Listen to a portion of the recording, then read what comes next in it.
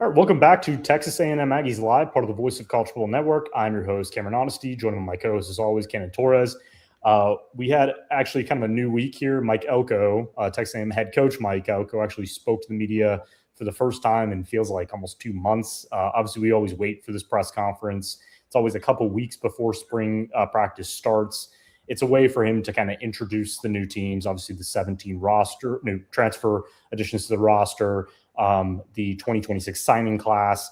Basically, he spoke for a while and gave a lot of good in-depth analysis of the positional changes, the 13 combine players, which leads the nation, who are invited to the 2026 NFL Combine.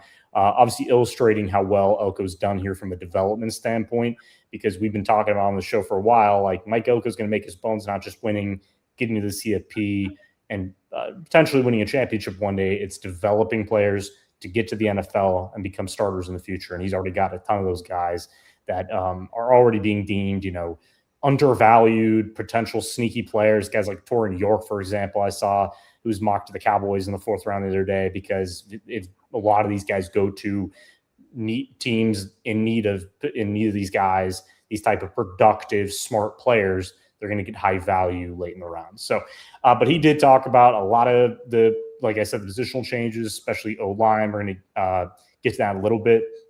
But overall, I thought what was really interesting, and I think a lot of the beat writers and everybody who covers A&M kind of took away when he was talking about the slogan last year at this time, which was finish. And really, it's been something that A&M has not been able to do for the last couple of years, going into the latter half of Jimbo Fisher's career at the helm. We talk about those really fast starts, and then it kind of goes all downhill in October and November. They thought that was changed with Mike Elko, but, you can't really blame Elko going into his first season, taking in a Jimbo Fisher roster with a ton of transfer additions, trying to piece together a team that can compete. But again, that team didn't finish. They lost. It's like 4 out of 5 games at the end of the year. Ended up losing to Texas and USC in the Las Vegas Bowl. Entered the offseason, with not a ton of enthusiasm surrounding the program. But again, it's a philosophy that takes time to develop. It's a philosophy that takes time to implement and get the right players in his system. He always talks about getting the right fits.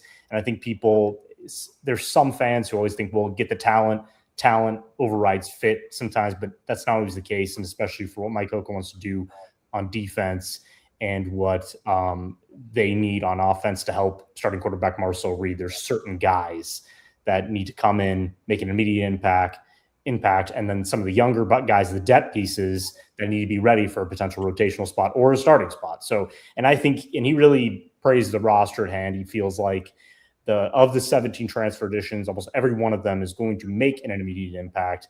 We talked about almost every one of those guys. Well, we actually did talk about every one of those players over the last month or so. But he also mentioned, all the young guys coming up, all the pieces.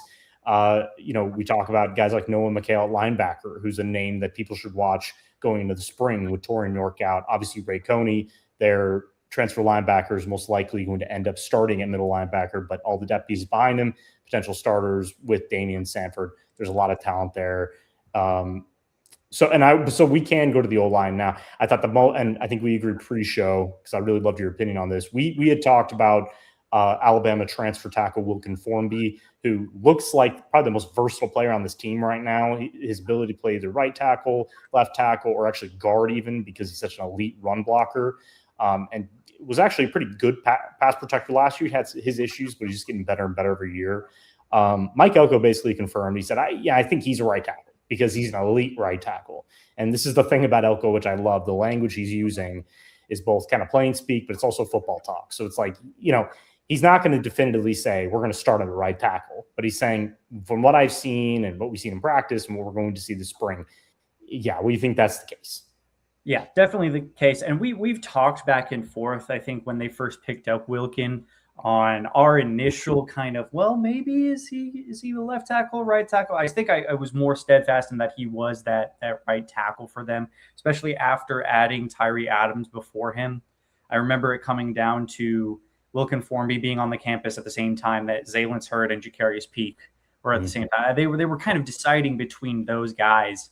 to kind of fill that spot. And they went with Wilkin Formby for a reason. I mean, he was one of the highest graded pass blockers according to PFF, which we heavily lean into those in terms of the accuracy for blockers along the line, because you can see the production you get from wide receivers, running backs, quarterbacks on the offensive side.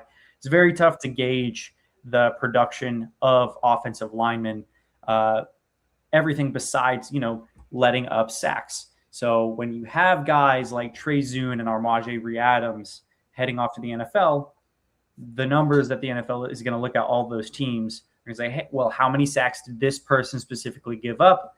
And PFF grades are also a metric used for that. So him sliding in at that right tackle spot is really just, hey, we needed a solidifying piece for this right tackle spot. We didn't know if it was going to be a guy like Lamont Rogers, who we kind of suspect kind of moving inside to the guard spot, maybe that left guard spot or right guard spot. We don't know yet. But Wilkin Formby, he was very, very adamant. He's like a true right tackle. So he's going to be on the strong side of Marcel Reed. He's going to be able to protect that front side. Yeah, and I think, and he was talking about the O-line a lot, and I think a lot of people, especially, like I said, those of us who cover the program, it's always, that importance is vast. Like if you don't have an O-line, Texas dealt with that last year, you're not going to win the amount of games you need to make the CFP. Obviously, Texas was really interesting because, Arch Manning played so elite down the stretch and just got better and better as the year went on.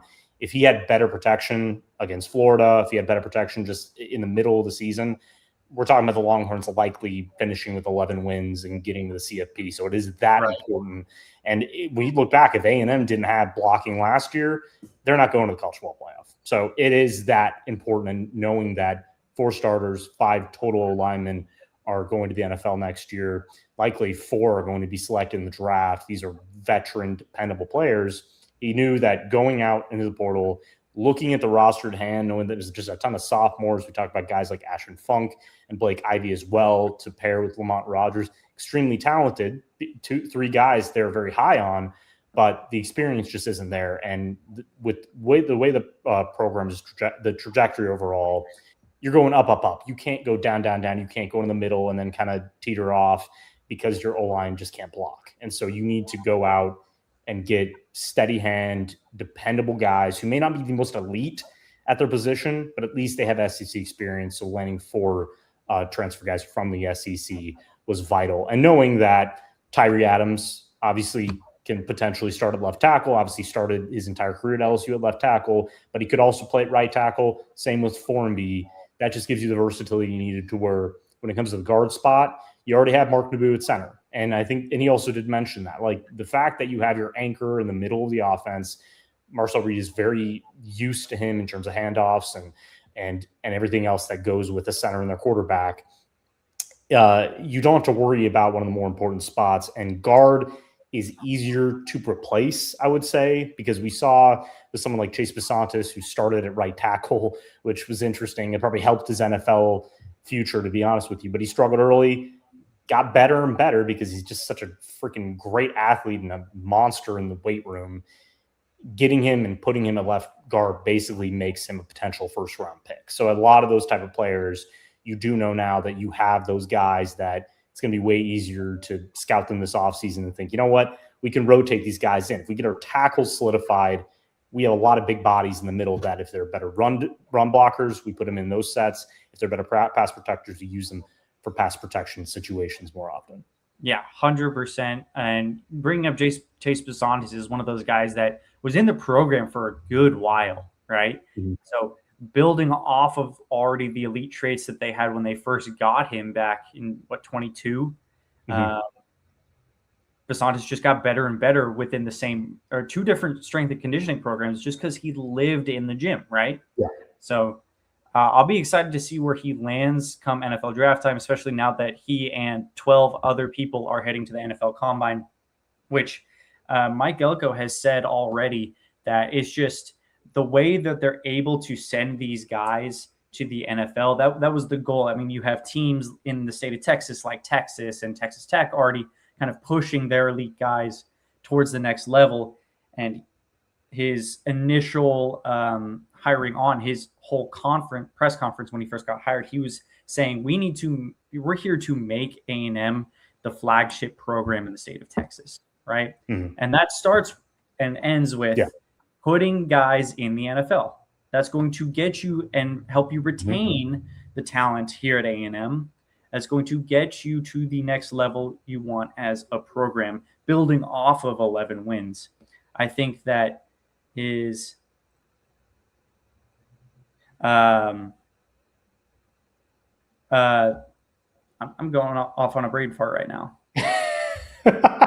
So yeah, join the club. I've been doing that the last 2 weeks, but no. So I mean, yeah, I get your point there. When you start to get to the point where you're sending double-digit veteran players to the NFL every year. I think Elko predicted 10 would be drafted early in the offseason, and I'm going to be honest. I think more than 10 are going to be drafted. Just looking at the draft board, just looking at team needs, and you look at a guy like Trey Zoon, who could go higher than we even expect because of his versatility, potentially playing at center or left tackle.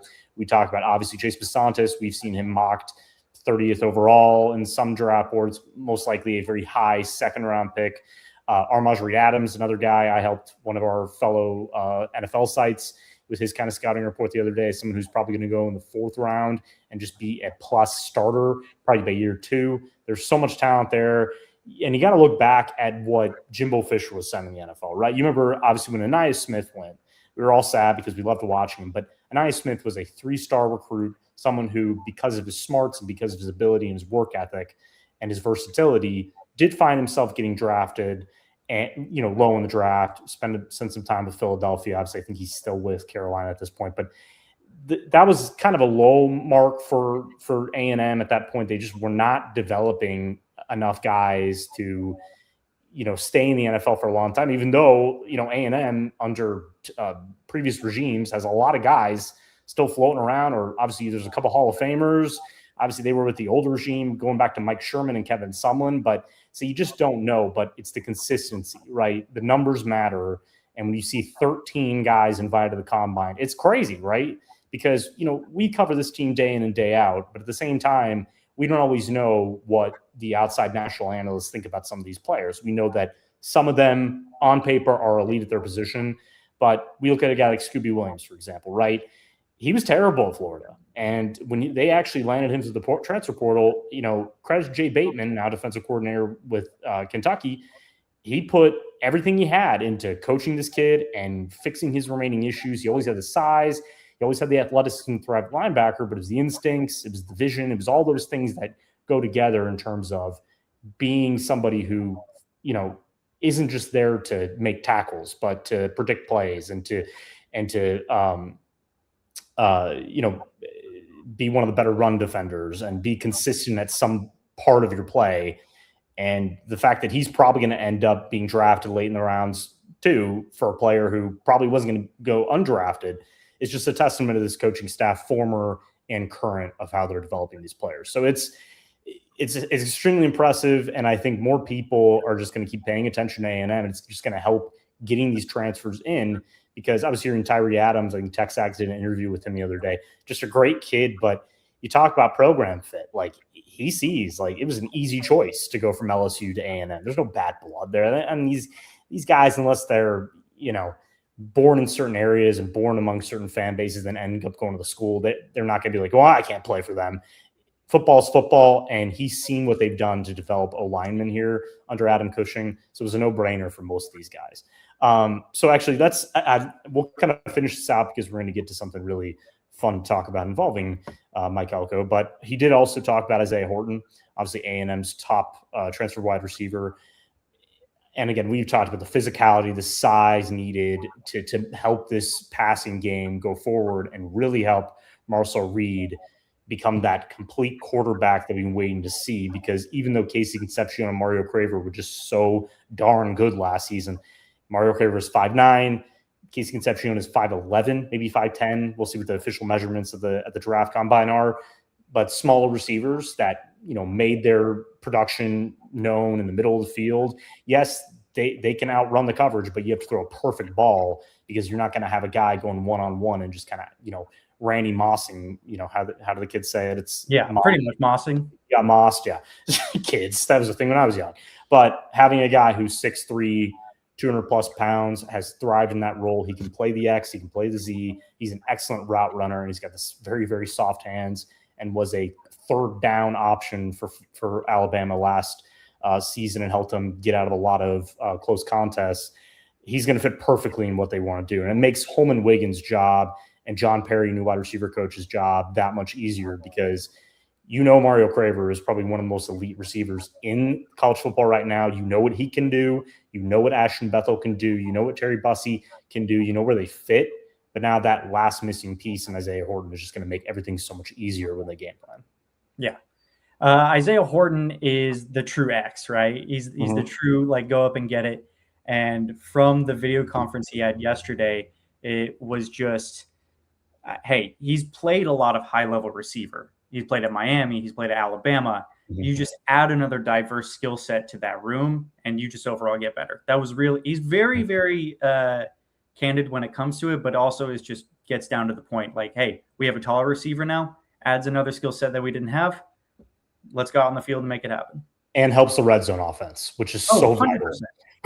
Oh, man, because it was struggling, and we always talked about is it the play calling? Is it lack of motion? Is it all these things? And yeah, sometimes we've seen in the NFL, some of the best red zone offenses, it's a mix of motion, it's a mix of the tight end usage, but it's also just size. If you're going to throw a fade, you need someone who's at least 6'3" or a big 6'2" to go up and get it, and go one-on-one with the number one corner. So didn't have that. I'm looking at it right now, and the end of season, A&M was 93rd in the nation in red zone scoring percentage, which includes touchdowns and field goals. So which is, average.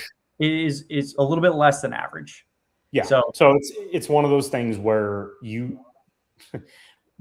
missed some field goals as well. So we're not going to get into that because in David Alano we trust, right? But at the same time, Holman Wiggins will be judged by the red zone offense. I think that's clear, because I do, my scenario right now of how I've seen things is that because he worked under Colin Klein, I think you and I agree it's not going to be vastly different, but it is going to be one of those things of where are those wrinkles going to come?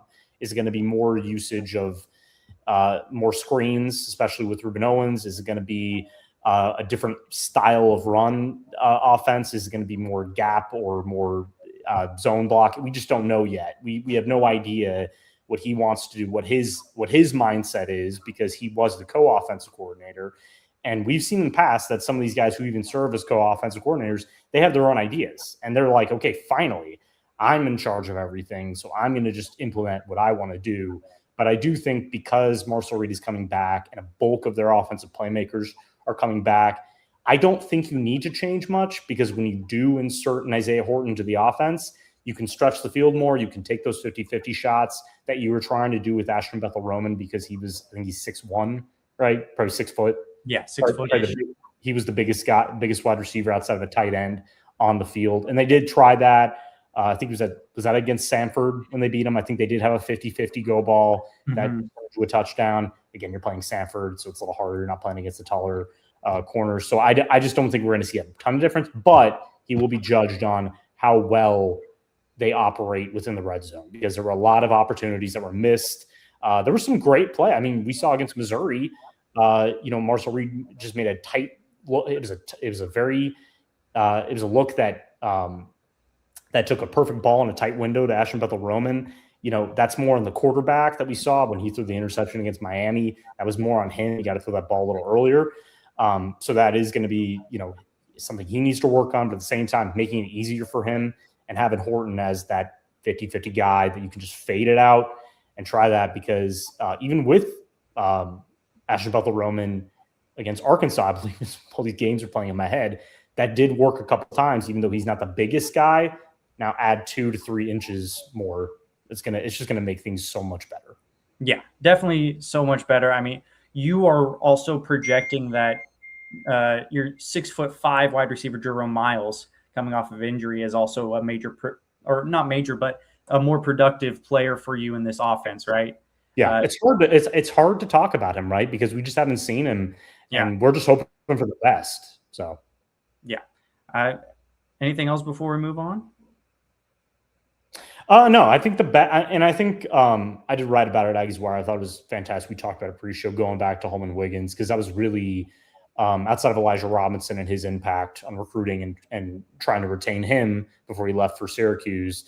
I think the best thing he said, which actually goes along with Isaiah Horton, is that the reason fans should trust that it's going to be a smooth transition to becoming the play caller is because of the elite. That was, Elko's words, elite systems he's been around.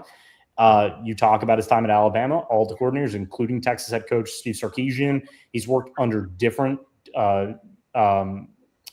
schemes and looks, and either complex or basic, and going from a Sarkisian to a Lane Kiffin type offense to what Colin Klein calls. I mean, that's going to help you develop your own looks and develop your own scheme to kind of, mix everything together and get and come out with a system that works perfectly for the players you have, a player-friendly system that we were begging Jimbo Fisher to do for years with Connor Wegman at the helm. So I think that's the same with Horton, right? Played at Miami, played at Alabama, has played at in these high levels, has been a number 1, number 2 wide receiver.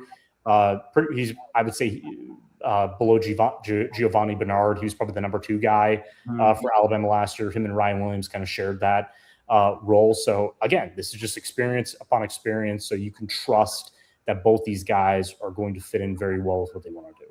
So yeah, that's all I got on that. Because I think the rest of it, honestly, what he said about Marcel Reed wasn't that groundbreaking. Just got to be better, got to be more consistent, got to play with more poise and confidence down the stretch. And those are all things that we'll hopefully see this spring going to fall. Yeah, I think for now, I think it's just kind of a wait and see approach, especially with those guys, because nobody's seen their workouts and nobody's seen anything that they're doing right now. So until we have more information, it's kind of just, hey, trust what they're doing. And honestly, just that's the only thing that they should be doing right now, is just trusting. And trust that Mike Elko is pretty upbeat, right? Because we've seen coaches in the past, and I'll say that, I have seen coaches in the past, whether it's A&M or other programs, to where if they don't feel great about their roster, they will say something, or they won't say something, but you can kind of read into it, right? And that was not the case. I think he's very excited that they did a good job in the portal. I think he's always, because I loved when he did say, well, there were a lot of sophomores on this O-line roster. So he loves what he has, but he's like, okay, but we're attempting to get back to the CFP. So we got to go get immediate replacements. But everywhere else, they didn't add a running back. But they did add a lot of tight end. They added a lot in the secondary, because they knew that, look, we like what we have, but in order to compete for a championship, in order to compete for a college football playoff spot, you just need more, right? You just need more. And we got more. So combine that all, we've got a very, very good roster that we feel very confident going into the spring with. So I think that's the biggest takeaway with the fans, is that you can read into whatever you want. You can think he's just, sugarcoating everything, but this is a very upbeat Elko. We're coming off of an 11-2 season, coming off the program's first CFP appearance. He's feeling pretty good. Yeah, definitely feeling pretty good. And as we transition over, I was kind of looking back to see what all did they lose out on for, you look back and say, hey, what could have been in the transfer portal? This is one of those times where you look back to 2024 and that transfer portal after year 1 of Mike Elko, you're going, oh, who did they miss out on? Who did they miss out on? Mm-hmm. And people just got hung up on just all the guys that they missed in 24 and let them do that in 2025. But it's really, who are you able to bring in that's just a culture fit now?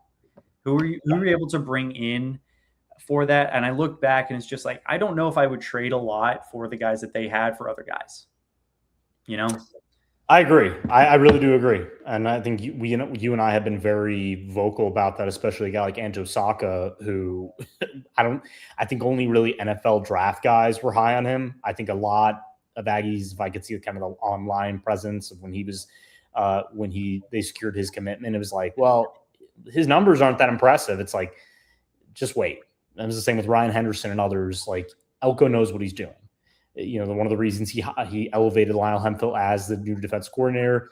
They are on the same page in terms of player fits, what they want to do in defense, how they want the pass rush to look, what they value in terms of athleticism.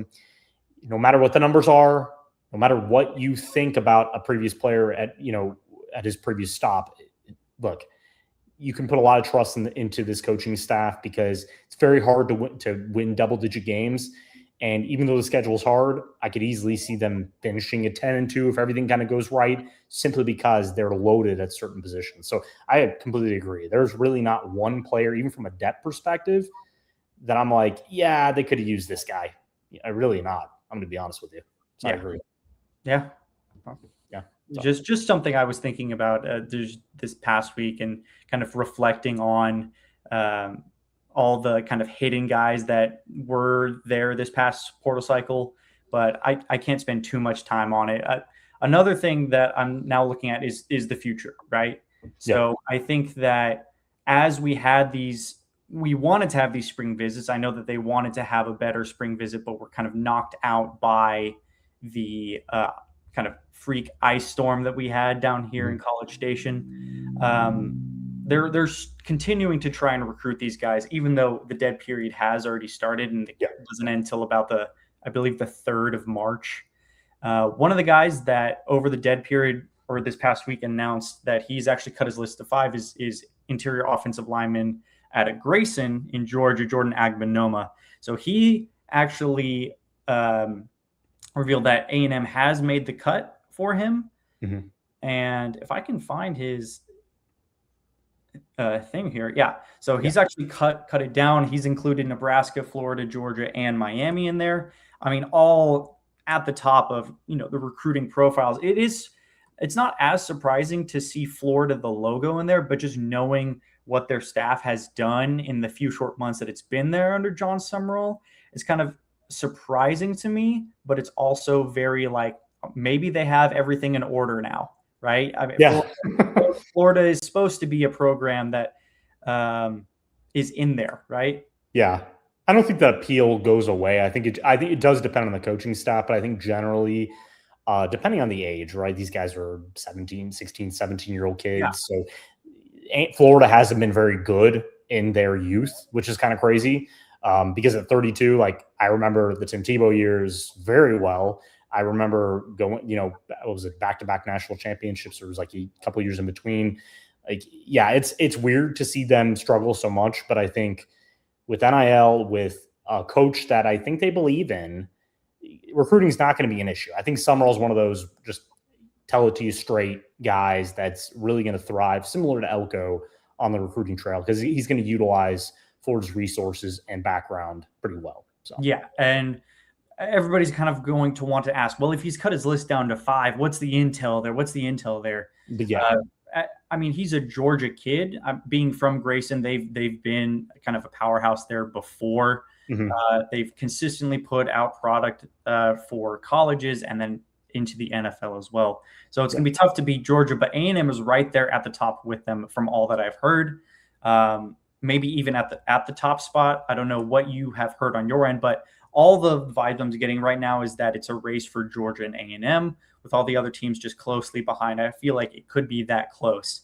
He's also scheduled a official visit for May 28th, along with a couple of other A&M commits as of right now. So definitely keep an eye on this one, as he's a big body interior offensive lineman. I told you in the state of Texas that a lot of the offensive linemen is just a lot of offensive linemen in the state of Texas. Yeah. But if the Aggies are continuing to go to the state of Georgia for offensive linemen or other production, you have to know that they are one of the premier, blockers in the country. Mm-hmm. So. Yeah, it's not a surprise. Yeah, I mean, we've been hearing kind of the same things. Obviously, it makes sense, and especially when you do schedule that early OV, that's always important. If you get there May or June, that's a great opportunity. A&M does thrive in those months. They have in the past. July, they've hit on a lot of guys too. I remember this time last year we were doing recruiting updates and commitments and all those by I think it was late June. So they've been very, very good in getting those priority prospects on campus when the weather's much better. And it just helps a lot too when you are just coming off of an 11-2 appearance, first college football playoff appearance. You have a lot to go off of where this program is headed. So yeah, I think A&M's in a good spot, but there's a lot of competition. And when the Georgia thing is always interesting to me with a lot of A&M's been so good in that state, which is just nuts. I mean, there's always, if a guy's from Georgia, A&M's going to be in his recruitment probably till the final. I mean, unless he's very close to Kirby Smart and Georgia already, which is a lot of those guys, A&M's always going to be the mix. It's kind of hilarious now, but yeah, I think A&M is in a pretty good spot. So. Yeah, another one that I'm also looking forward to. He hasn't necessarily cut his list down right now, but did reveal today that he does plan on taking an official visit. Is Pflugerville Vice Trey Moore out here near Austin. So Trey Moore is a kid. If I can get it pulled up here, he's scheduled his official visit for June. I don't know if y'all can see it there at the bottom, but he's scheduled it in June. And Trey Moore is a wide receiver that we've talked about before on here, maybe in passing, but is someone that we feel like, Cameron and I feel like A&M is in a good position for right now. Obviously, there's a long way to go, but Trey Moore is definitely one of those receivers that you're like, you see him on the field. I've seen him in person at 7-on-7 events that he's like, that kid's a difference maker. It's one of those very easy to see why teams are after him. Teams like Texas have always been in mention when it comes to Trey Moore since he's right around that area. But A&M has built up a relationship with him. I know Holman Wiggins has been the one from the start with that. So getting him on campus, especially, I think I don't know who it was, but over on social media, it was said that this is actually the official visit week after he visits Texas officially. So pretty cool to see. Yeah, it's pretty good to get your OV after Texas. And obviously Pflugerville's like 30 minutes away from Austin or something like that, maybe less. So yeah, I mean, it's their backyard. They're always going to do well there. But sometimes, in this new recruiting age, that doesn't really matter anymore. It did back then. I mean, back when my dad was at A&M from 78 to 82, you go back and listen to recruiting stories. Basically, my dad played at A&M, so I played at A&M. My dad played at Texas, I played at Texas. That's just how it was. And if you play very close to the school and it's one of the bigger programs, you're usually going to end up going there outside of kind of the dirty dealing they used to do before NIL was legal. So then you get some weird deals you figure out 30 years later. But, Moore's going to look at fit. He's going to look at, his trajectory as a player in terms of what they're doing at wide receiver right now. Obviously, John Perry, I kind of wrote about it today with Trey Moore's visit that, John Perry is going to get to really work his recruiting chops, right? He's got a very, very deep background and, he's developed wide receivers at the college level. He's coached some of the top. We talked about DeAndre Hopkins during his time with the Houston Texans. So this guy knows what he's doing. He's an older guy, but Holman Wiggins, I still think is going to have a big role in his recruitment, even though he's serving as offensive coordinator now. But again, this is a kid who, kind of looks like Aaron McGregory in terms of body, in terms of long arms. He's a 6'3" receiver who can stretch the field, someone who can play the X, but he's very athletic. He's a good route runner, and he's getting better and better. I think he had over 1,400 yards this past season or something like that. It's nuts. I think it's 19 total touchdowns. So he is a number one target. He's very explosive and definitely somebody that I think if Elko can land his commitment, that's just checking those boxes, right? Because I think they did that last year with getting Aaron Gregory, knowing that Madden Williams was somebody they were really high on as well, but he was kind of under the radar. Then he really rose up. He was already committed to A&M. Schools were coming after him, but he was locked in. Madden, if you're out there, thanks for being a fan of Aggies Wire. I appreciate it. You're always liking our stuff and reading our stuff, and you're awesome. But having that recruiting strategy is just brilliant because Trey Moore is one of the more sought after guys. I know he's not, like the number one ranked wide receiver or something like that. I think he's in the middle hundreds, but he's a rising star. He's somebody that Texas is going after very hard, but I think the dates are nice for A&M. I think getting him a little later, getting him in the summer, joining a lot of other 27 recruits that are visiting that weekend, I think it puts them in very, very good standing. And they're already really, I think, at the top, probably tied with Texas right now, but I think A&M's still in a very, very good spot. I've been reading a lot of different things over the last couple of months, and he's always a name that pops up. So. Definitely always a name that pops up. Is there anyone else you want to talk about right now, or are we kind of a little bit too away? So we could kind of give that update that Jackson gave with John Meredith. He actually did see him this past weekend, I think, and I thought it was very interesting. I had actually wrote about that thanks to Jackson, our buddy here, who's been on the show, who was on the show a couple weeks ago. But the hiring of Brian Gross-Armiento to become the new cornerbacks coach has only really strengthened John Meredith's connection with A&M. I thought that was very fascinating because Jordan Peterson, obviously now serving as K-State's defensive coordinator, he was a big part by the leader in his recruitment. No offense to Kansas State. John Meredith was never going to go to Kansas State, so that didn't really matter as much that he was leaving. If Peterson would have gone to maybe Alabama, for example, that maybe would hurt A&M. We've seen that in the past with coordinator changes, but he talked about the same with who am I thinking of? Oh, anyways, yeah, we're both having those brain farts today. But Meredith is continuing to, talk to the coaching staff. He hasn't figured out an official visit date yet. I don't believe. Do you have a confirmed date yet? So yeah, I haven't heard anything. We're outside on that, yeah, too. And I think that's what Cowley reported.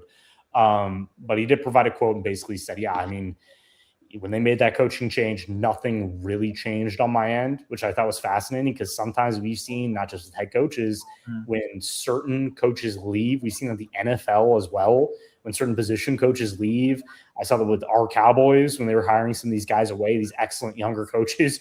You'd see all the other players like go on social media and go, crap, man, like, I'm going to still play for this franchise, but I'm not any happier, like, because this was my guy. This was my coach. This was the guy who's been helping me along the way. So being that Brian Gross-Armiento had receiving this praise and that it was a really good choice for Elko to make that elevation, because obviously these elevations have been criticized because people thought maybe they needed new blood.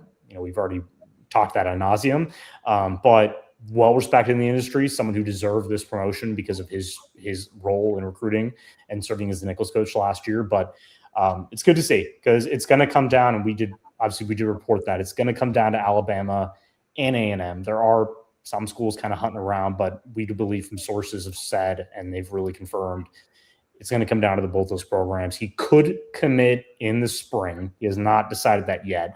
That's something he's still kind of mulling over. And it will be interesting to see if he commits before he takes official visits, because we've seen that before, right? It definitely would be interesting.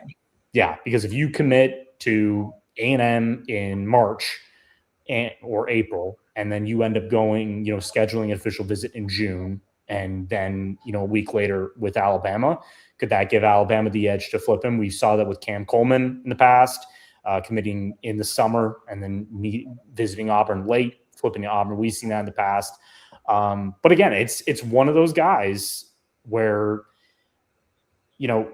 he's that good, right? He's one of those elite blue chip, instant impact type of players at a position that A&M already has had a lot of success in the 2020 signing class or 26 signing class in getting, and they feel like with Elko and with Lyle Hemphill at the helm, coaching that defense, that these are the type of guys that they need, and they're going to keep pursuing him as hard as they can, and it's going to be very interesting over the next couple months. Yeah, definitely interesting. I think that we'll start to see more and more of those spring unofficial visits pop up here and there. I think I saw a graphic the other day of a kid who had, I think, like 8 or 9 unofficial visits, like week to week to week to week. Like, yeah, it's also a way for them to get a nice vacation. I don't right every weekend, right? Yeah, I don't blame them. take advantage of it. It's fun. Get to visit all these places. Yeah. Yeah, I had something that I think would be nice to talk about, because not only was Mike Elko made available to media yesterday, but a video did surface of an interview he did with JD Pickell over at On3 Sports. That part of the video caught my attention, where Mike Elko and JD Pickell are talking about changes to college football. So we actually have that video for our people. watching. It was right at the end of the interview and just piqued my interest. So tell you what, we'll play the video and we'll talk about it after. Your educational background, I feel like you're the best person to ask this question to. If I said, Coach, there's just one thing you can tweak about college football to take a step towards fixing it, what would be that one thing that you're changing about the sport as it stands right now? Put somebody in charge. I think it's a $1.2 billion industry with not a singular voice in charge of it, making decisions for the betterment of college football. And I think until we get that, we're going to continue to flounder with some of those areas. And so, what's best for the SEC isn't always what's best for the other conferences. What's best for the other conferences isn't always best for the SEC. And at some point, we're going to have somebody who's capable of making rules regarding the betterment of college football, enforcement of rules, and all of it. And again, until we get that, I think we're all at risk of this thing not lasting like we want it to last. And so that would be my piece.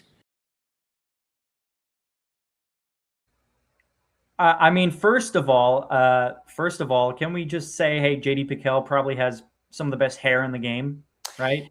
Yes, I loved his face though. That was great because it's like a little jealous. Yeah. Oh no, I'm always jealous of that hair. I mean, I have decent hair, but like those it flows. It's nice, and it's always been that way. You look back at his Cornell days when he played quarterback. It's like he always had that hair.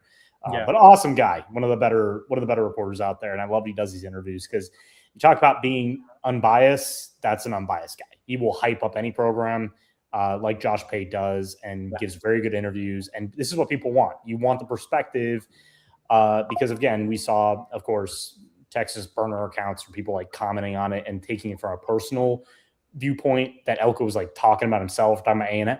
No, he's talking about all of college football because he's talking about the future of one of them, something we all enjoy and that I make a living off of. So it's like, you don't want it to go away, or you don't want it to turn into something that is disgusting, to be honest with you, and, mismanaged, and it's already in that kind of chaotic zone. So, and asking him, because I would love to be a fly on the wall of the conversations he has with Trev Alberts, A&M's AD sometimes. I mean, these are two big brain guys who are probably always talking about these things outside of current events and politics and stuff when they're not talking football. And I guarantee they talk about this stuff all the time. Trev Alberts is probably going to is somebody who should be in charge of all of this. When you talked about guys like Nick Saban potentially being a name, there's some other former coaches, former ADs that would be good choices for this that have been talking about this and talking about how bad it's gotten, and you have the backgrounds to do that. So, I mean, he's right. I mean, and we talked about the kind of the plain speak aspect, right? He said, look, with all the money flowing, and we talked about how bad it was that these players weren't getting paid in the past, which they were right. I mean, you look at how much these athletes put in every sport and weren't getting anything, especially when they're selling merchandise. We go back to the Johnny Manziel days where he kind of just said, screw it, I'm going to make it on my own. And people said, oh, you can't do that. Well, why can't he? Because he was the most popular player in any sport during that year. I remember I was a freshman in college. He exploded. I mean, everybody was talking about A&M after Johnny Manziel played quarterback at a high level and won the Heisman. And then A&M became, I mean, how much money did he make total for Texas A&M? I'm not exactly sure the millions that were made. Yeah, by the estimated. So I didn't blame him at all. I know a lot of people, there's a lot of, it's a 50-50 thing with Manziel in terms of he shouldn't have done that, or he should have done this, or screwed up his career, or whatever. It doesn't matter. It's the fact that he's the best example of how great college football is and how, yes, these players should be compensated. Does it need to be fair? Yes. Does it the allocation in terms of the sport and in terms of the impact, in terms of the TV rights and the deals and all the views and all that kind of stuff need to be figured out? Yes. That takes lawyers and people educated on this. I mean, you're going to go to college now and major in NIL, I think, and then go to law school, and that's going to be your career. It's working with NIL, and I mean, businesses already have to become NIL fluent in this stuff. So you need someone at the head to figure these things out, because look, I'm just a writer. I just cover this stuff. Just as a journalist, I just cover what people say and I analyze it the best I can, but it's hard to do because everybody's kind of just spitballing here. And I mean, it's funny because we talked about the educational backgrounds of both these guys, both Ivy League educated. I think Elko is one of the smartest guys in college football. Trust me, I've been around dumb people and I've been around really smart people. He's one of those really smart people. When he talks, you're listening. That's kind of the thing with smart people. It's like you're engaged. He's really telling you something. So yeah, he's 100% right. And I think it does make people think like, okay, he's saying it. Nick Saban gets really passionate about it because he feels like the sport he was coaching is dead, to be honest, in terms of like what it used to be and what it is now. Not the football, right? Not the play. The play is excellent. Like, play is excellent. Yeah. The college football playoff was fantastic, right? It sucked that A&M lost, but watching Indiana get all the way to the championship and end up beating this blue blood program that was back in Miami was brilliant. It was beautiful. It's what you want to see in college football every year. So, but again, there's just too much chaos going on in the background, especially in the offseason. Elko actually talked about that. I'm going to stop rambling in a minute, but he actually talked about that in the press conference too. I forget, it was either Tony Catalina or Carter Karros, who I hate to forget who asked the question about the transfer portal window, about one. And he said, I love it, right? It's just, you make your decision, you commit to it, you're done. You're signed, you're going to see. And I agree with him. Like, it was too chaotic. Again, the word of the day is chaotic, is that when you had two windows and it's like, okay, you get this guy, and then he's like, you know what, I don't want to go here. I'm going to enter the transfer portal again. I'm going to go somewhere else. And then he doesn't like another play, and then he's out on his butt, and he's not playing football next year. Like, you need to go somewhere, commit, buy in, stay, get ready for the season. You can't keep moving around. But that takes somebody, a Trev Alberts like brain, already serving at a place like AD of Texas A&M, which is one of the biggest jobs in the country, to fix this problem. I don't know if it's going to be him or somebody else. But could it be an AD level job where you're looking at the kind of background of people like ADs, or is it going to be someone who kind of has like a TV executive background? That's a good question. Yeah. Which one would you opt for if you're putting someone in charge? Right. Yeah. Like a business mind, like somebody who's worked in corporate America in the private sector. Yeah. I mean, that's somebody like you need a CEO type role who's dealt with this at companies. You're right. Especially with media companies, movie studios is a good example of that, where you have to work with a lot of different finances and budgets and all those things. I was watching something, a while ago about, it was New Line Cinema. It was when like the Freddy Krueger movies were out and they couldn't make any money, but they had this deal where they were going to put all the Nightmare on Elm Street stuff out. And that's where they built their entire legacy, and all their money came from was that trilogy, or I don't know how many movies they made, but that franchise. And so, yeah, you have, those guys have to be very risky. And then they have to take a lot of risk, and they have to, but they have to understand that this brand is so vital to everything in terms of, I just lost. See, we've been talking too long about this. I don't even know. Like, what's your opinion? Should it be someone at the AD level, a former head coach like a Nick Saban, who's now worked in media, who's kind of analyzes stuff on his own, or should it be a great example is a former athlete? Because that's why I say Trev Alberts, right? He was a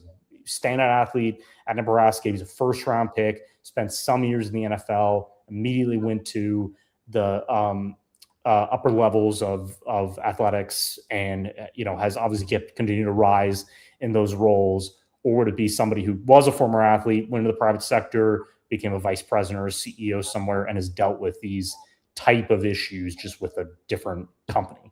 See, I'm not sure yet, because even with the thought that all the fans have been screaming, what it looks like all the universities are saying, put someone in charge, there's still like all of this stuff that they want that person to have a background in, right?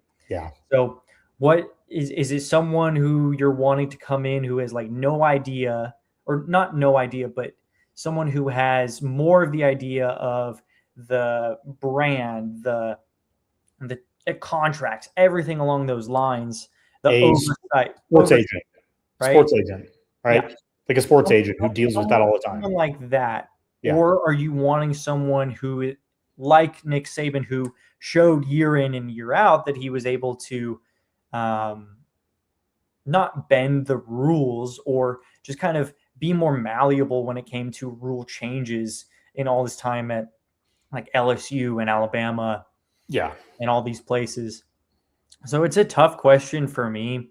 I think I'd probably go more along the route of the executive, the TV executive route, because that's the person that's going to make it better for longevity, essentially.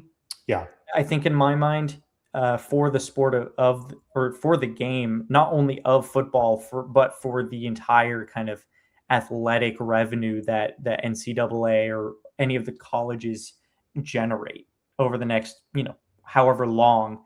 So I think the TV contracts, media rights stuff runs through like 2031, 2030 or something like that.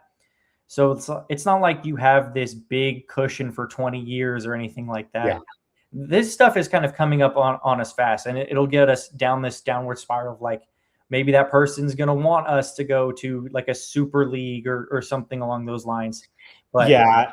And it's confusing too. Like there's a lot of language in here. It is. It's confusing for me. Like we do these articles sometimes and I'm like, okay, let me read that again because and I think the transfer portal window is the first step towards some normality. Yeah. I think that's something that guys like Kirby Smart, who's obviously a big voice in college football, has been, a supporter of. Obviously, Mike Elko is a supporter of this.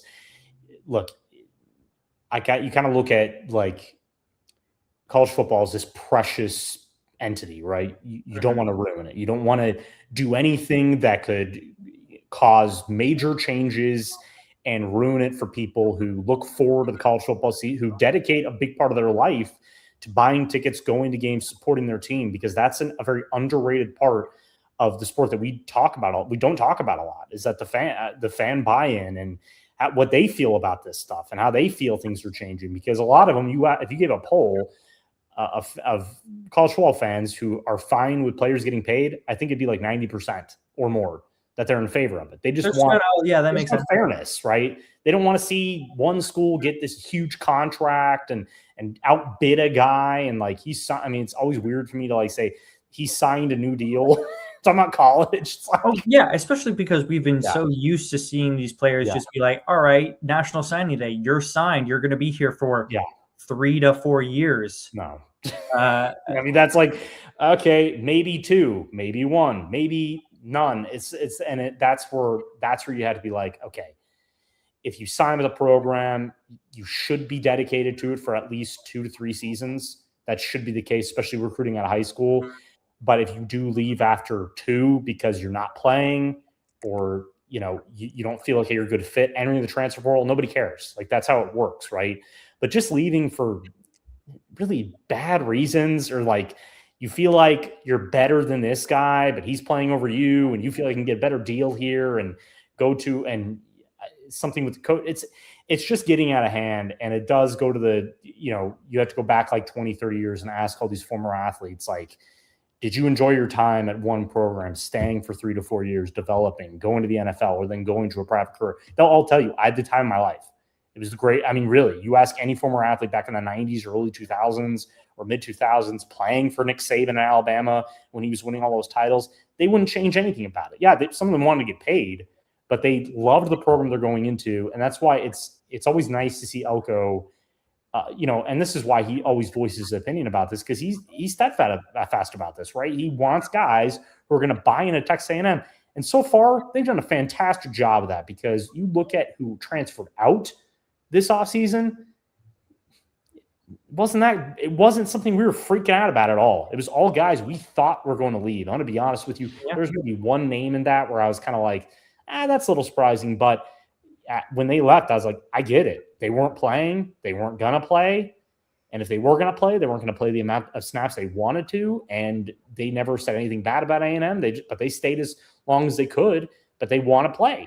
And that's why the transfer portal exists, right? So you got to get back to that and figure out these financial incentives and figure out a fairness clause with that, in terms of, some guys might get paid a little more, but it's not going to be substantially more type of thing. Because especially a lot of these guys who are destined to go to the NFL, I'm not a big fan of them making like obscene amount of money and then signing huge deals as a first-round pick. I think it's very unfair to some of the other guys who aren't going to play in the NFL. That's just me, because they're just going to keep making a ton of money. We've seen how we were talking about Jamarcus Russell the other day, right? I sent that video, obviously an NFL bust, and we can go back to that. But you look at the deal he signed as a first overall pick. It's like $60 million guaranteed or something like that. These guys make a ton of money as first-round picks. So if you're like an Arch Manning or something, I'd take a fair deal and then be like, look, I'm probably going to be a top 5 pick. Like, I'm going to make a ton of money there. And I'm, I've got the Manning name, so I can market that for the rest of my life. But it takes a smart person to figure all that out. There's a lot of smart people out there. It's just who's the right person to take on that role. So we'll see. It's going to be very, very fascinating to see, like, in the next 2 years how they keep going about, because I know we're going to keep having these fights at the end of seasons, whether it's the college football playoff rankings or how those work and who makes that decision, which we talked about the entire end of the 25 season. We'll see. But anyways, I think we have about 5 or so minutes left. Texas A&M baseball is actually playing right now. I didn't see what we had an opening weekend of Aggie baseball. Yeah. So we're on to game 4. But yeah, so A&M actually is tied 3-3, top of the 7th. So I wasn't able to watch live any of the games, which I was super sad about, just because I was going back and forth. But through various, YouTube videos and other people sharing highlights and stuff on social media, I kind of got the gist and had to go back. But they were I wouldn't say efficient, but they were really, really dominant. Yeah, throughout the opening weekend against Tennessee Tech. So kind of give me your views on how you saw the opening weekend for them. I liked what I saw offensively. So I think coming into the season, the focus was on getting hits and not having to rely on home runs. This is a very powerful lineup. Caden Sorrell is playing out of his mind right now. Obviously, it's a midweek game right now, so you're always going to get those. I think Texas was losing at one point to Lamar, so those aren't really something we have to talk about. But I think they made a statement. I think they really understood that we're going to be very underrated coming into the season because of how we were the number 1 team and struggled early in the year and ended up missing the NCAA tournament after losing that series to Missouri. And there's not a lot of outside praise for them right now. I know the real baseball guys were very impressed with what they saw, especially from Sorrell, who I forget what his odds were for the Golden Spikes. It was like 15,000 or something. Yeah, those are. Oh my goodness. Yeah, it was ridiculous. But I think someone who's impressed me most, obviously, Gavin Grahovic being back. Mm-hmm. He's played very, very well. He's looking healthy, which is fantastic. He's looking very natural at first base. Wesley Jordan has been an impact transfer already. This is a guy who I was listening to the broadcast, and Ryan Browninger, Texas Aggies, was doing the Sunday broadcast, and he actually said, like, if it wasn't for injuries, when he was at Baylor, he'd probably be in the MLB right now. He'd probably at least be in the minor league. Big body guy, about 6'3", over 220 pounds. Just a big presence, and somebody who does have a lot of power, but he's a contact hitter. So I think he leads with like a 2-point. It's something. The OPS is insane right now. I mean, he was just on base every time he was up to bat. Overall, I do like the lineup. I think that Terrence Kill still has a way to go in terms of getting that offensive acumen back. That's going to get back in the season. But top of their lineup, Chris Hakopian is just probably the purest hitter I've seen in SEC this season. He's actually sick. He's not playing tonight. He's missing the last 2 games now, but he should be back for the Penn series this weekend. So all in all, very impressed there. Quickly, because I think we can talk about what we saw on the mound.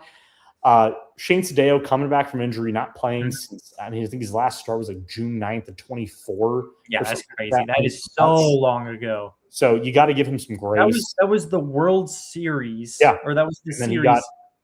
Because he got hurt.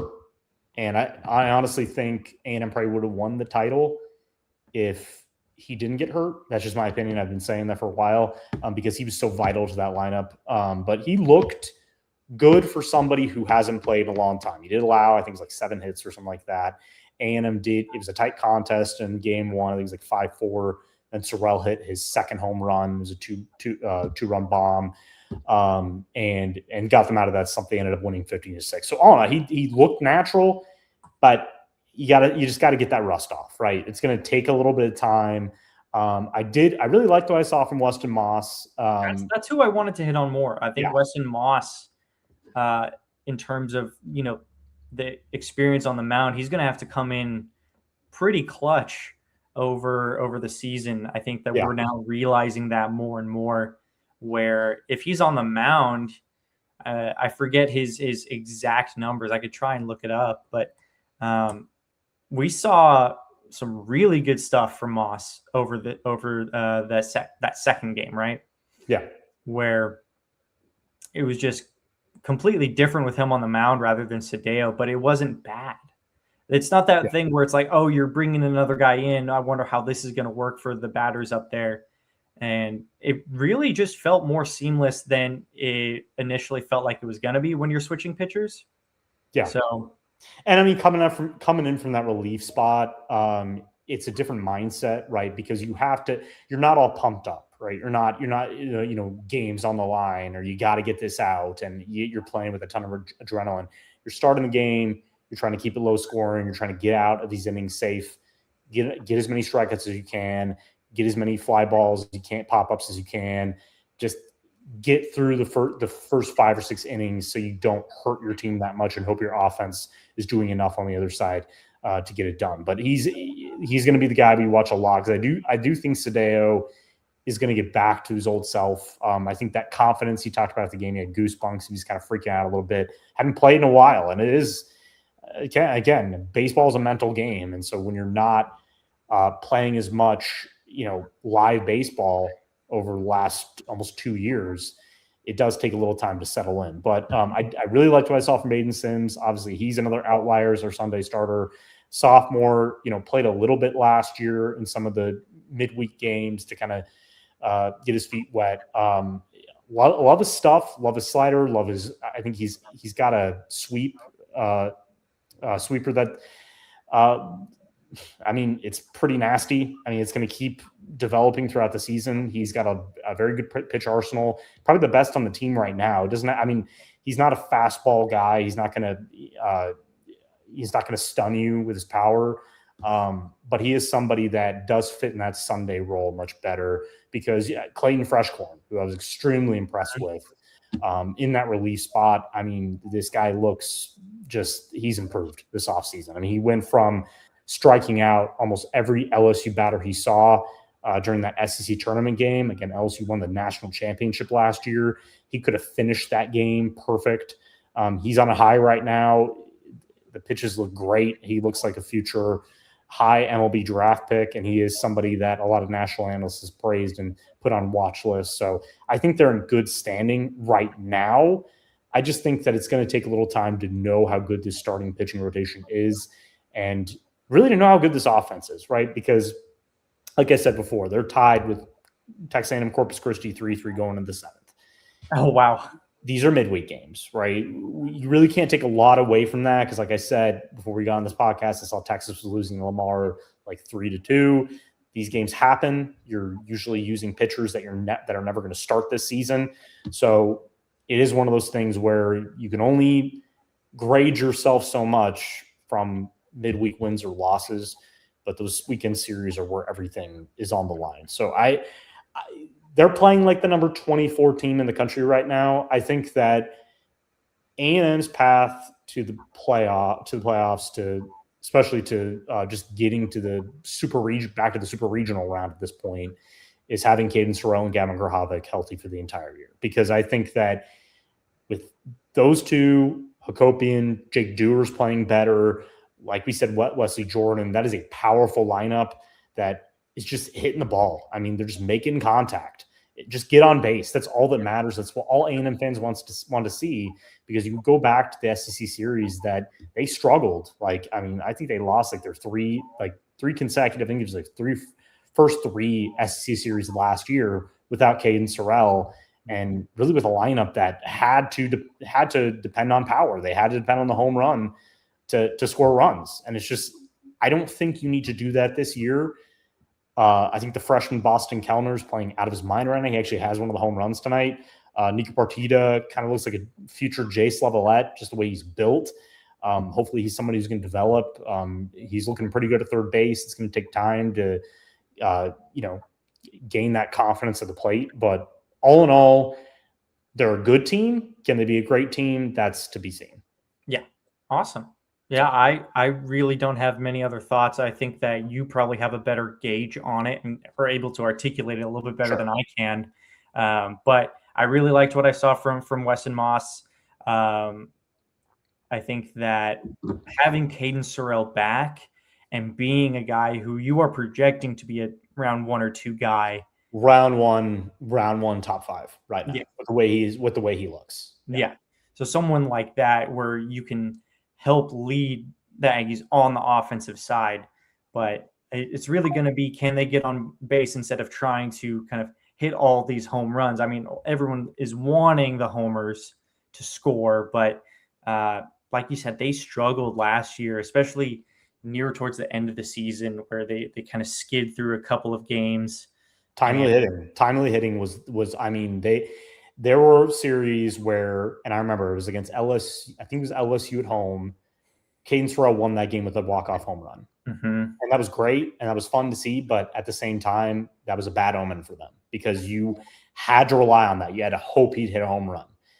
He wasn't going to make a timely hit to get on base, and then it was just going to – timely hits just keep coming and coming. You eventually score, which the best teams do. They can hit with power, but it's all about getting on base. It's all about getting those runs home. So if A&M, it's going to be up to Michael Early because he is really taking over as the hitting coach this year, no matter who's on staff after Caleb Longley left. He recruited these guys. This is his team. Like, this is completely his roster because we talked about this Mike Elko. We've talked about this every coach. We talked about this Bucky McMillan, for example. I mean, I was talking about it today when I was writing about their NCAA tournament standing right now that fans need to remember this is his worst team, which is kind of crazy, right? But they're still good enough to go to the tournament, but he's going to have his complete team going into next season because when he was hired, he had to just scrounge together a roster of guys. Yeah, he was targeting, but at the same time, it's not fully your vision of the program right now. It's your vision for now. Like, you're going to get through the season, hopefully get to the tournament now, but for his entire tenure, that's what Early was kind of looking towards 26 because he had a roster that was very talented, but it wasn't really his team. It wasn't the guys he felt would fit what he wanted to do. So after getting Chris Akopian, getting Wesley Jordan, getting Grahovic back, who, I mean, I'm telling you, you have, I don't care what the pitching was last year. You have Caden Sorrell, you have Grahovic healthy the entire season. You're going to the tournament at least.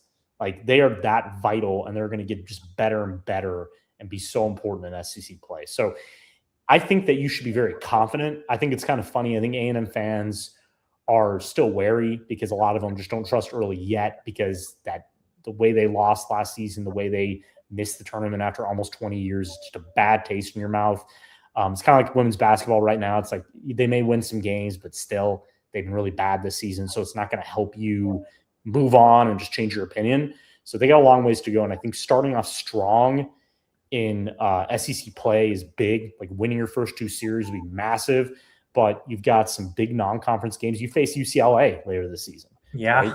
They're still the number 1 ranked team. They lost 1 out of 3 to UC Davis. I think it's 1 game.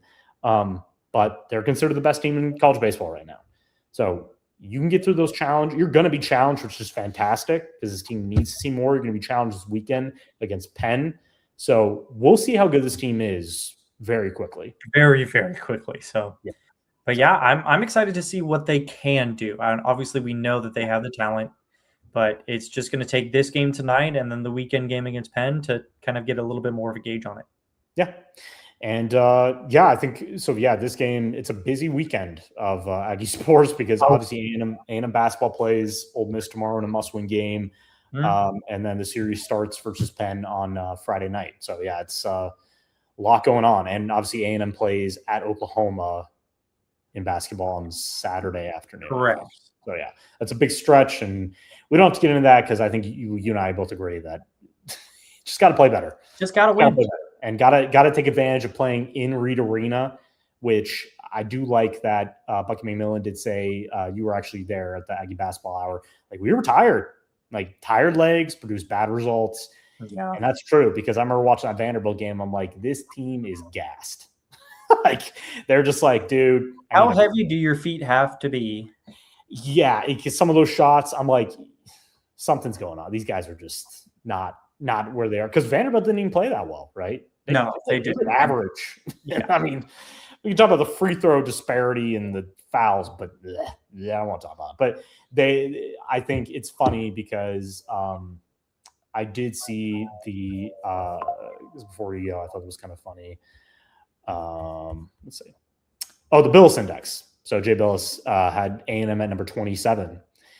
And I kind of loved that, right? Because I think a lot of people, and they're kind of forgetting like A&M's been on a 4-game losing streak, so they're kind of like, talk to me when you win a game, right? But he's still like, I'm still very high on them, right? Because this system is so kind of wonky. It's like sometimes you lose these games. I do like that McMillan did say like the last time A&M won the SEC, they were on a 4-game losing streak. They beat Ole Miss, went on to make a run. It's like those type of things do matter.